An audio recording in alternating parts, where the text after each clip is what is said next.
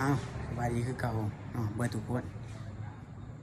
มื้อนี้มีรถเขามาใหม่คันเด้อเป็นสีแดงสีแดงปี2020เด้อพี่น้องเด้อแล้วมาเบิ่งรายละเอียดนำกันเนาะ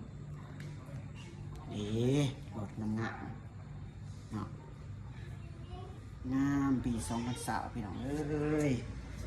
มีแกะออกกระไรได้นี่เด้อเป็นฟ้ามันซื่อๆปี2020เวฟตัวแม่เด้อพี่น้องเด้อจะปีสีเดิมดิวเดิมยังเดิมจะคงงามเด้อเนาะท่านถึงป้ายเด้อเป็นใบเขียวพี่น้องใบเขียวสนใจกระทักทายสบายดีเด้อรถจุปากเซ่คลินิกเซโรนเนาะขายบ่แพงราคากันเองพี่น้องเอ้ยบ้านเมืองเฮาขอขอบใจหลายๆสบายดีคือเก่าเบอร์ทุกคนมื้อนี้มีรถเขามาใหม่คันเด้อเป็นสีแดงปี2020เด้อพี่น้องเด้อแล้วมาเบิ่งรายละเอียดนำกันเนาะ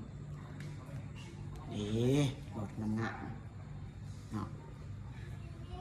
งามปี2020พี่น้องเอ้ยมีแกะออกกระไรได้นี่เด้อเป็นฟ้ามันซื่อๆปี2020เวฟตัวแม่เด้อพี่น้องเด้อจะปีสีเดิมดิวเดิมยังเดิมจะคงงามเด้อเนาะ